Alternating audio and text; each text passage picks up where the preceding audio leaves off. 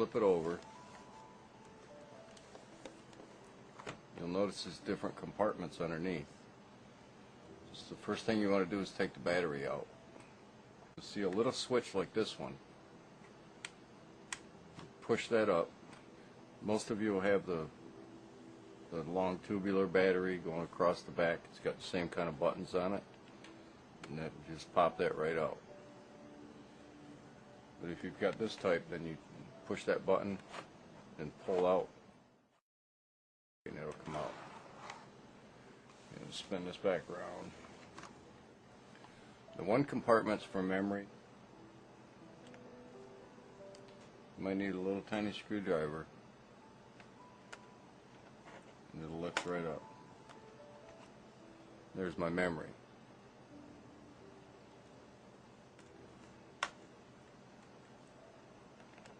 The hard drive is right here.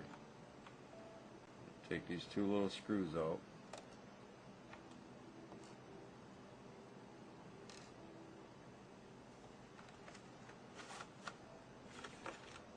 And there's my hard drive.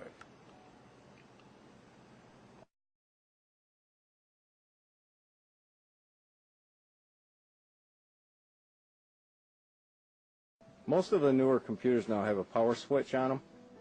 And before you unplug the power supply or plug it in, you want to flick that switch off. Because any little spark created when you unplug this can fry this power supply. I mean, they're only like $35 for the power supply, but it's a real pain in the butt. The first thing you're going to want to do is take the covers off, and there's usually only 2 screws. So we'll take them screws out. Now to access your hard drive, you're going to have to pull both covers. 2 on each cover is all you need. You don't have to take all these out. So you just kind of slide it back. Some of them move a little hard, some of them don't, but just slide it back and it comes right off. Slide this one off. It just slid right back.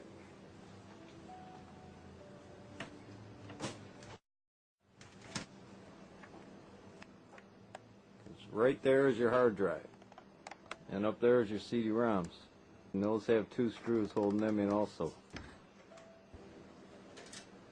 I like to use a magnetic screwdriver because some of these little screws are really get away from you and they're really hard to put back in.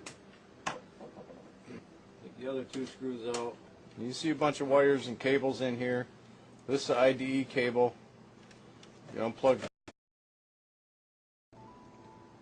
And you can see, I hope you can see it, it's got the little missing hole right here. It's got a plug in it right here, so you can't plug it in backwards. The pins on the device you're plugging in is missing a pin also. So you notice on the cable, it's got a red ribbon right here. That's always pin number 1.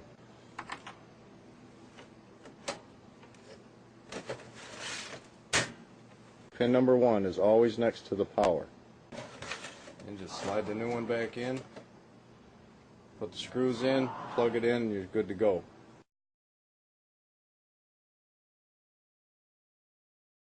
Go ahead and pull the power plug off your hard drive. Grab hold of the cable, just wiggle it back and forth. It'll come off. And pull these 2 screws out. Just kind of pull it out of there. After you unplug the CD-ROMs, plug the CD-ROM cable into your hard drive. And that way you don't have to play with any jumper settings or anything like that.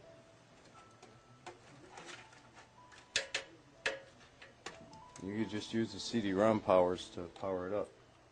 As I said, it's D-shaped. You can either just leave it hanging like that. Once you boot that up, the BIOS is going to detect your hard drive. And when you go to start Windows, it's going to detect that there's errors on your hard drive, and it should scan it. Now, if by chance it doesn't run ScanDisk by itself, then I'll show you what you can do. Just go to My Computer, right-click, left-click on Explore, and then when that opens, you'll see a list of hard drives over on the left side here. The hard drive from the computer you're in will usually be C drive, and yours will be D, E, F, G, but it will say local disk because it's a hard drive. So you want to right click on that and left click on Properties.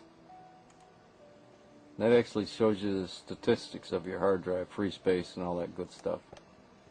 You want to go up to the Tools tab, click on that and you'll see Error Checking, and click on Check Now. And then click on Auto Fix the System Errors. And if you can scan on this for attempt recovery of bad sectors, but normally I wouldn't do that if you're just checking your hard drive, because that actually takes a long time. And then just click Start. You're going to get a pop-up that tells you it can't be performed at this disk check utility because it needs exclusive access to the Windows files on the disk. And just click Yes, and it'll reboot the computer and run the scan.